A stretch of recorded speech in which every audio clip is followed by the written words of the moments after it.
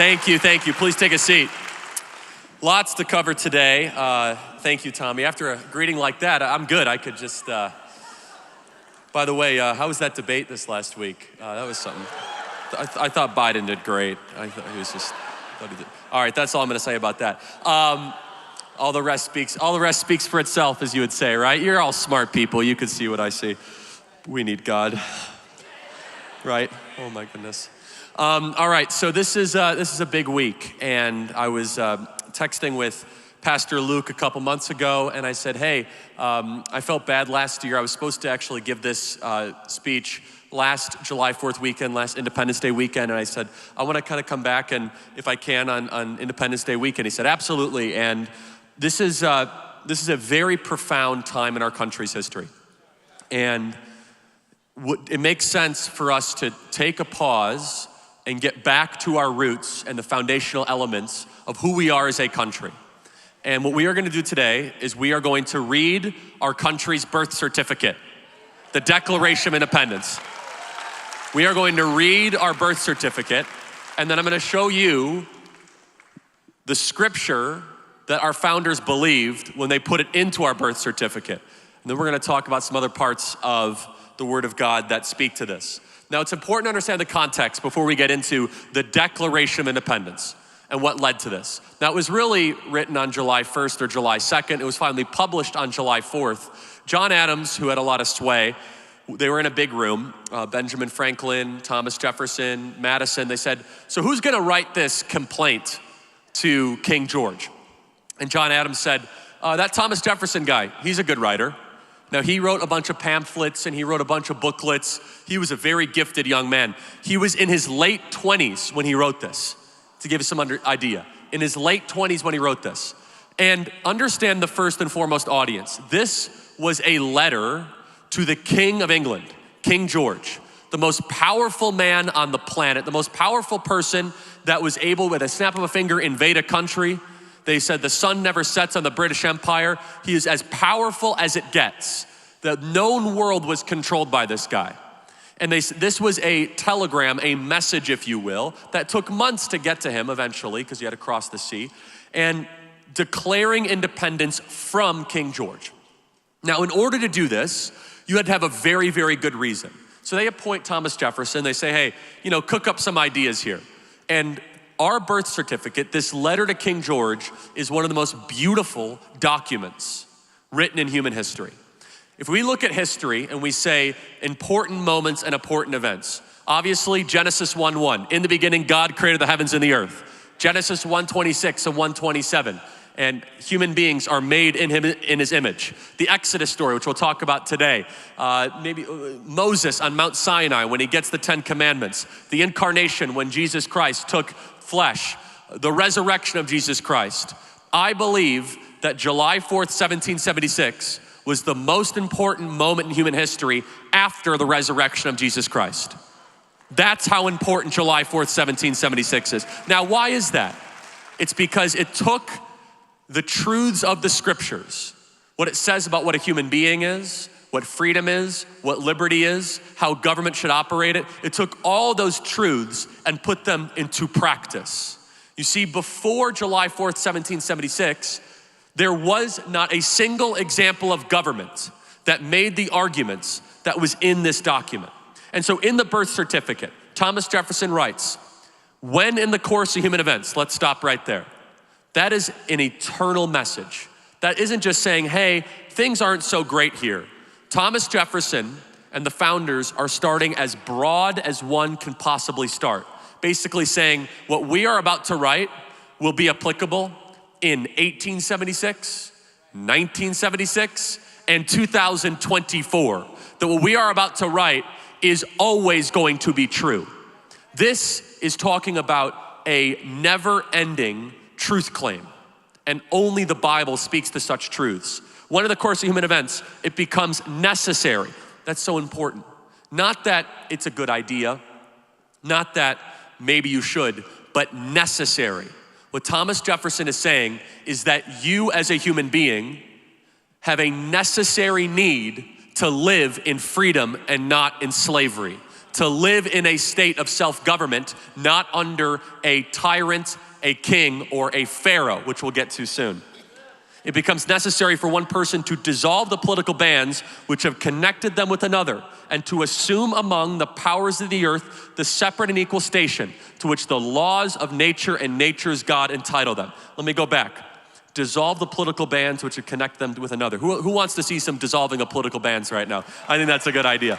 Just as true today as it was in 1776, but the laws of nature and nature's God. He didn't say the laws of nature and nature's science.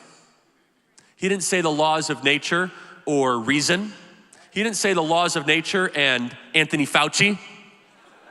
You see, there are two things that every single founding father believed. There is a God, and we are not him. There is a God, and we are not him. Now you might say, well, that's rather obvious. How many of our current elected leaders in Washington, D.C. believe that there is a God and we are not him? If you can pass those two tests, we have a lot more in common than not in common. In fact, I believe the divide in America is between those of us that believe there is a God and we are not him, and those who do not believe that there is a God and that they are him. In fact, if you believe that there is a God and you are not him, you all of a sudden do not believe in the insanity that men can give birth. You don't try to turn human beings in this transhumanist project. You don't try to experiment on us. Instead, you have the humility that there is a God and Jesus is on his throne. You see, the laws of nature and nature's God, what Thomas Jefferson and the founders are saying is, hey, King George, you're actually not in charge. Oh, and it gets even more provocative. You see, you understand, prior to this, no one had ever challenged the King of England. Sure, us Scots are always, rebelling against rebellious tyrants, but we weren't that eloquent. We had William Wallace screaming to the sky. This was a thoughtful, deep, theological, and philosophical rebuke of monarchy. You understand that before Thomas Jefferson and the founders wrote this, inspired by the scriptures, based on the scriptures, there was always one commonality of government. Every single government, one form or fashion, with the exception of maybe Athenian democracy for a short period of time, was that there were a bunch of subjects and one ruler. A bunch of subjects and one ruler. A bunch of subjects and one ruler. The founders said, what if we make a bunch of rulers and a couple people that are subservient to the rulers? What if the people are the rulers? Never happened before. You see, it continues, a decent respect to the opinions of mankind requires that they should declare the causes which impel them to separation. Continues by saying, we hold these truths. Let me stop right there. The founding fathers believed that there is the truth. Not, as the college kids would say, well, my truth, or my truth is this, that there is one truth, that there is one way. And they believe that to be Jesus Christ is the way, the truth, and the life. You see, there is a fair amount of revisionism where people say, oh, the founding fathers weren't even Christians. You know that 55 out of 56 of the founding fathers who signed the Declaration of Independence were Bible-believing, church-attending Christians? 55 out of 56. They believed that Jesus was Lord, and out of that belief, we got this form and structure of government. We hold these truths to be self-evident. Now, let me stop there. That was a raging insult to King George. We hold these truths to be self-evident, but you don't get it? You see, we can use our reason to know in a self-evidentiary way that the moral right of government is not how we've been living. And then here comes the kicker. The 1, 2, 3, 4, 5, 6 words that changed humanity. And you cannot get these 6 words in a test tube. You cannot get these 6 words through a math equation. You cannot get these 6 words by using the scientific method. Of the entire Declaration, these 6 words are what separates America from the third world, what separates our promise of government from every other promised government. That all men are created equal, period. Now,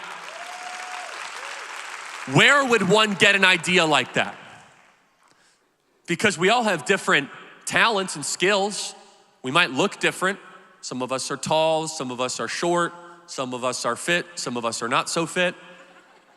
Some of us are good at sports, some of us are not, because they did not mean that we have equal blessings from the Lord. But they believe what Genesis 1:26 and 1:27 says clearly, and what it says later in the New Testament, which is first, that we are all the same type of thing. That every human being has a soul. The idea of human equality is that, King George, you don't get to rule over us unless we give you permission. Because we're all equal. You're a human being the same way we are. How many of you grew up hearing from a parent, oh, they put on their pants one leg at a time just like you? That is, by the way, it's a beautiful thing to teach a kid, because that's essentially saying the human equality truism in a different way. You know, they have to go to sleep at night just like you do. They have to brush their teeth just like you do. They're the same type of thing. They're not an angel. They don't have supernatural powers. When they say that all men are created equal, as it says in the New Testament, by the way, neither slave nor Greek nor Jew, but we are all one in Christ Jesus. We are all one under the family of God.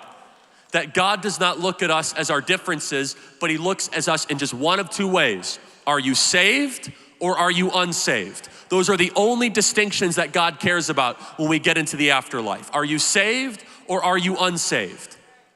All men are created equal. Now let's play this out.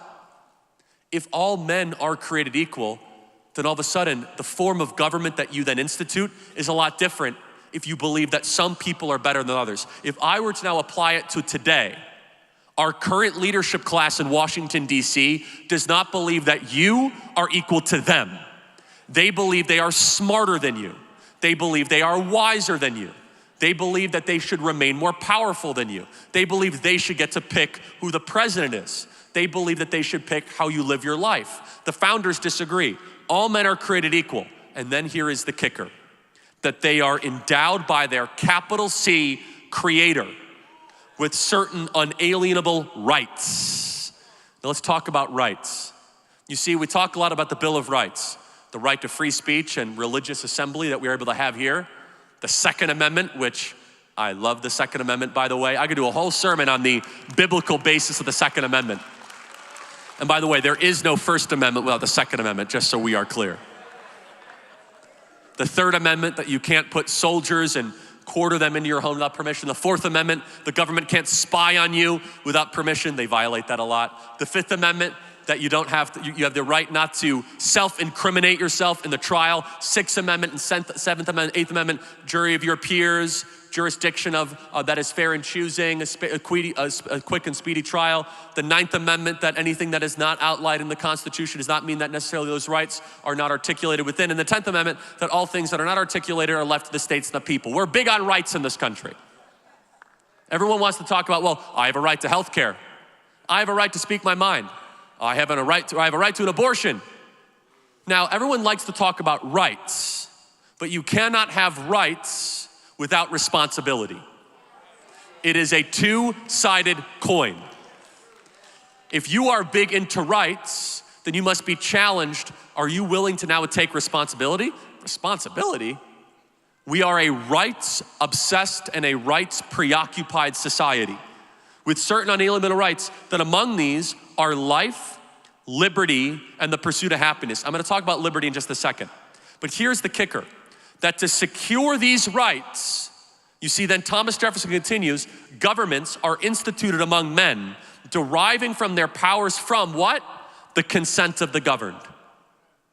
Right here, without them even realizing it, they were telling you what the Constitution was gonna look like. The Declaration and the Constitution are not at odds with one another. They are keys that fit perfectly, like hand in glove. That the deriving from their powers the consent of the governed. That the sovereign in this country is within the people, not within an unelected leadership class. Let's go back to liberty. Now, liberty is thrown around a lot in this country. I have a right to this, I have a right to that. how did the founders understand liberty? You see, I visit college campuses, so you don't have to. And when I visit these college campuses, I get in a lot of fun debates, would you say? And by the way, one member on my team comes out to me. I can't stand that we're on TikTok, but I guess it works. And they say we have like 60 million views a week on TikTok. I said, wow, I don't even know what to think of that. So anyway, when I talk to some of these individuals on campuses, and they have tons of confidence and no wisdom, and so they'll commonly ask, they'll say, I want liberty. And I say, define liberty. And they'll say, the ability to do whatever I want to do whenever I want to do it. Okay, well, in Galatians 5:13, for you were called to liberty, brothers, only do not use liberty as an opportunity for the flesh, but instead to love and serve one another. You see, there is a difference between liberty and license, liberty and indulgence. Liberty is the ability to pursue what one ought to do. Liberty is not having drag queen story hour in front of 8-year-olds. Liberty is not marijuana clinics on every corner. Liberty is not prostitution made legal. That is license. You know what liberty is? The ability to homeschool your kid without the government getting in the way. Liberty is the ability to say the church will never be deemed not essential again if they try to lock us down. Liberty is about the higher things in life, not the lower things in life. You see, liberty is what makes America different than any other country. Dennis Prager famously says that, of course, in Christianity, we have the Trinity, God the Father, Holy Spirit, and the Son. Do you know that America has a Trinity as well? It's on every single coin. It's in God we trust, e pluribus unum, and liberty. Let's go one at a time. In God we trust. Are we still a nation that trusts God? If one of, this room is, but I don't know if the country is, if one of those components fail to exist, the Trinity will then fall apart. Liberty, we're talking about that, and then e pluribus unum, which is the Latin phrase, out of many one. E pluribus unum, by the way, is the same thing as saying that all men are created equal. Out of many, we are one person. It does not matter if you are black or Hispanic or white, we are one human species. America was founded on that ideal, and they're doing their best to try to destroy it. You see, within this birth certificate, they were chartering our path forward. Now, the scriptures are very clear about what it takes to be free and what happens when people no longer want to live in a state of liberty. You cannot be free and you cannot continue to keep liberty going without a memory of the sacrifices of what came before you. I'm gonna prove that in the Bible for just 1 second, but just so you understand, this birth certificate that we celebrate with hot dogs, fireworks, and some of you with other adult beverages, they thought they were signing their death certificate. They knew that when signing this document, as soon as it got publicized, the King of England, King George, says, find them all, hunt them down, hang them publicly, and make a spectacle of them. This was one of the greatest risks in the history of self-government.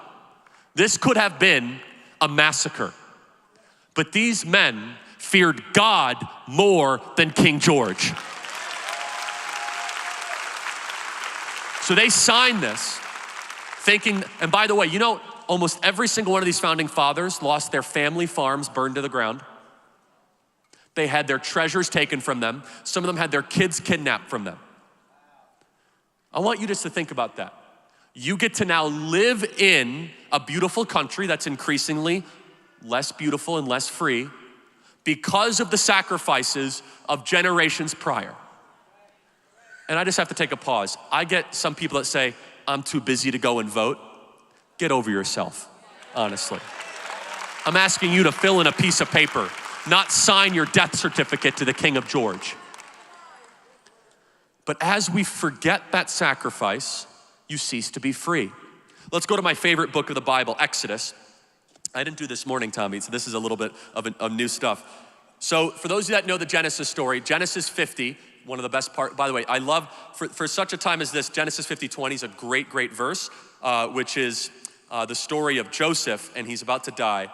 And this is just so good for those of you that say they're throwing so much evil and so much nonsense at us.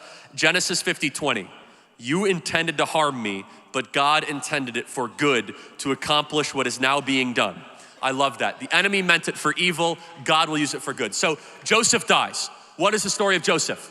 He was thrown into a ditch, sold into slavery, went to Egypt, but more importantly, he was a vessel for God, and he saved Egypt from famine. Egypt was going to die, Egypt was going to suffer. Because of Joseph being an intermediary through his dreams of God's purpose, Egypt was not completely wiped out.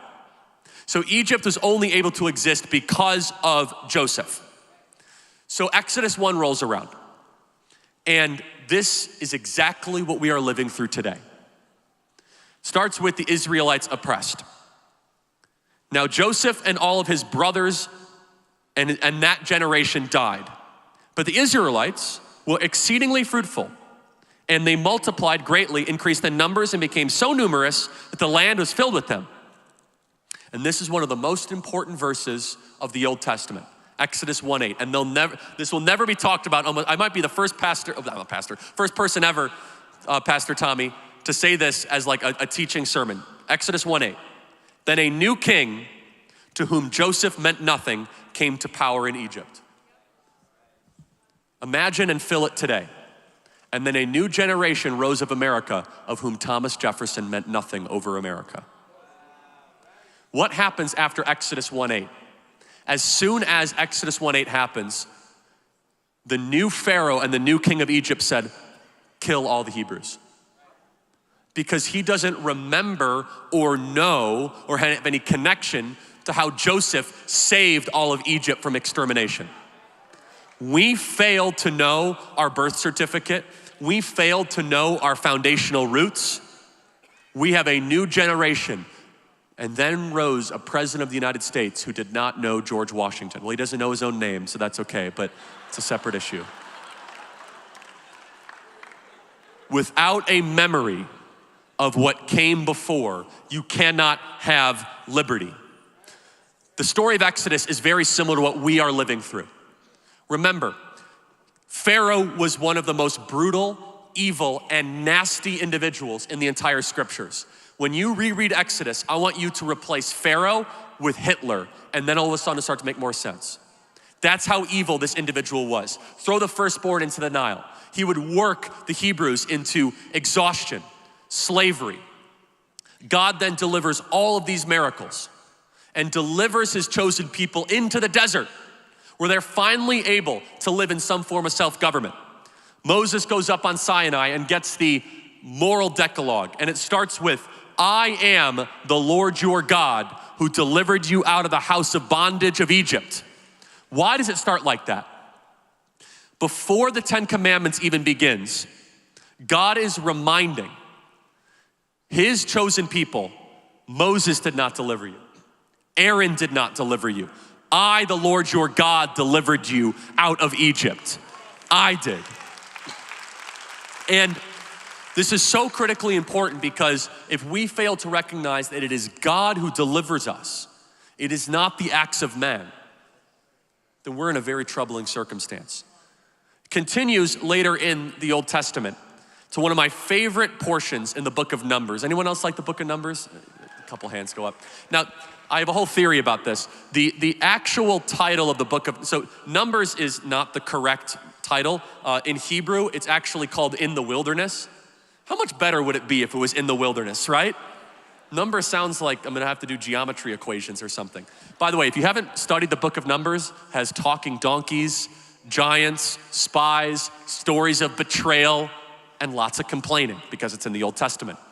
By the way, if you want to know how I know this is the word of God, the Hebrews are the most unimpressive group of people in the history of the written word, and God used them to become a great nation. That's how I know that this is real. All kidding aside, never has there been a historical text where the protagonist or the main character speaks so negatively about themselves. I mean, every other chapter, they're complaining, they're lying, they're stealing, they're cheating.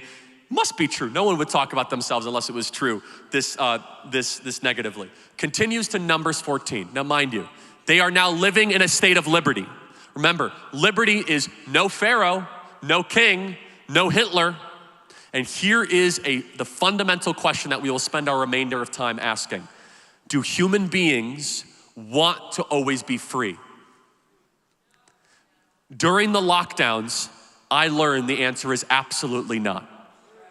We're far too many people, unless liberty is a value that is taught, unless liberty is a value that is cherished, unless liberty is something that you seek because you are spiritually transformed, you are not going to desire liberty. Instead, you will desire comfort, ease, and the flesh. So Numbers 14, God's chosen people, they've been delivered from Egypt. They're no longer living under Hitler. God blows quail off course and manna from heaven. And what do? They start complaining and they say, God, can you take us back to Egypt? They want to go back to slavery, by the way. They want to go back to Hitler because, quote, the food was better. You don't believe me? Joe, get me an actual Bible, because I think last time people said, come on, does it really say that? Numbers 14, it literally says, take us back to Egypt, where at least we had melons, leeks, cucumbers, and meat. Now that's a good trivia question for those of you. Ask your friend, where do cucumbers make an appearance in the Old Testament? There you go.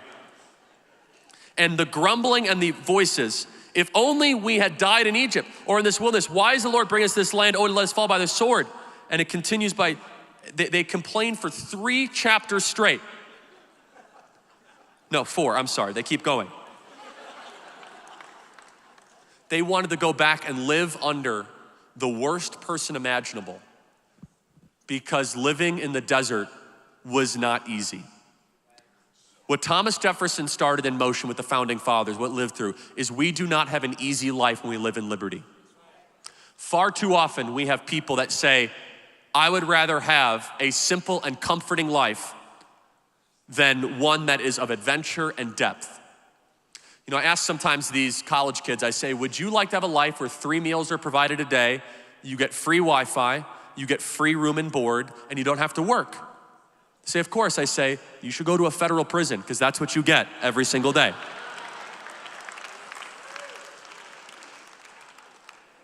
But you don't have liberty. But you get 3 meals a day at a federal prison. You get Wi-Fi, you get Netflix, you get Hulu. You don't have to pay anything. But you're not free. Freedom is God's plan for his people. It's why he delivered them out of Egypt. It's why he sent his son, Jesus Christ. And those of us that give our life to Christ, we are free and free indeed. John 8:36, if the Son therefore shall make you free, you are free indeed. Psalm 119:45, I will walk in liberty, for I have sought your precepts. God's heart for you and for us is not to live in the comfort and the ease of totalitarianism. This is the question that is currently in front of us. And let us go back to our roots. Our founder said that whenever any form of government becomes destructive of these ends, it is the right of the people to alter or abolish it and to institute new government, laying its foundations on such principles and organizing its power in such form as to them shall seem most likely to the effect and safety of happiness. You see, the choice in front of us is, are we going to continue on the narrow path? Do you know the majority of countries around the world do not value liberty or freedom as a core value? Their population says, just take care of us. In France, their core values are fraternity. Literally, it says fraternity, the nice life, and the government takes care of them. Higher taxes, more social benefits, less individual initiative and freedom. Almost every other country around the world is around what form of government? Lots of subjects, 1 ruler, or 2 rulers, or 3 rulers. The founding fathers inverted it, where because they said that all men are created equal, It is the rulers are us, and that we get to decide who's actually in charge. And we are in a fragile balance right now, a very, very fragile balance. In this birth certificate, it took a price. You cannot have the Statue of Liberty, which we all say we enjoy, without also the statue of responsibility. Both are necessary for us to be able to have a free and a virtuous and a deep life. July 4th, 1776, remember the context. They didn't have to sign this. You know they could have made peace with the King of George? They could have wrote, you're in charge, we are not, give us free stuff, we'll go back to our farms. This made every single one of them poorer. This made some of them, they died a very bloody death. The window of liberty is closing on America. It is.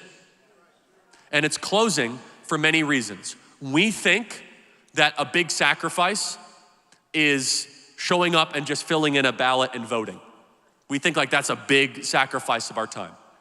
We think that anything might alter our ease or our comfort. And look at the memory that we must never forget. The boys who stormed Normandy Beach 80 years ago, this last month. And we have one day to celebrate that, and yet a whole month to celebrate pride. Think about that. One day to remember the sacrifice of the boys in Normandy, and a whole month for people's own, quote unquote, self-identity. There's only one thing that makes us free, and free indeed, and that is Christ Jesus. On this 4th of July, this Independence Day, I'm not asking you to storm a beach or to sign a death certificate, which ended up being our birth certificate. But I am asking you, as it says in Leviticus 25, which is on the Liberty Bell, by the way, proclaim liberty throughout the land of which you are in. And when people in your life say, I want to be free, say, do you really? Because being free also means you must be responsible. And you cannot have both. You cannot have it either way. I'm going to read the end of the Declaration of Independence, which, by the way, how many people know that Jesus Christ makes an appearance in the Declaration of Independence? At the end of the Declaration, it reads like a prayer. We're supposed to believe these founding fathers, a bunch of deists and not Christians. No. We therefore, this is in the we form. All of them were saying this together. In the book of Revelation, by the way, it says that Jesus Christ sits on the throne as the supreme judge of the world. We therefore, the representatives of the United States of America in General Congress assembled, appealing to the supreme judge of the world for the rectitude of our intentions, do in the name and authority of the good people of these colonies, solemnly and publish and declare that these united colonies are and of right ought to be free and independent states, that they are absolved completely from all allegiance to the British crown, and that all political connection between them and the great state of Britain is and ought to be totally and completely dissolved. And that as free and independent states, that we have full power to levy war, conclude peace, contract alliance, establish commerce, and do all other acts and things which independent states may have right to do. And for support of this declaration, with a firm reliance on the protection of divine providence, we mutually pledge to each other our lives, our fortunes, and our sacred honor. Let me say that last again.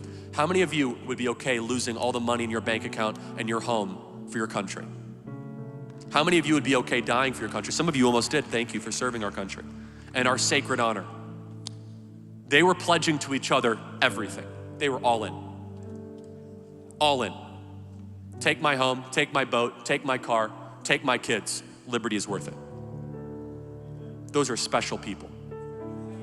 This country, we know where it's headed. We feel it, we see it, we sense it, we taste it. Maybe in order to know the path forward, we must look at those who came before us. And those 56 signers of that declaration, they couldn't have imagined 244 years, 200 whatever years since, that we'd be able to celebrate the way we are. But also, if they were alive today, they'd say, you guys realize that that window is closing. You cannot be free if you are not courageous. You cannot have liberty if you do not act boldly. The Declaration of Independence is a foundational belief that liberty is not man's idea, it is God's idea. It is an open question of whether or not we get to continue to live free. It's up to us. God bless. Thanks, guys.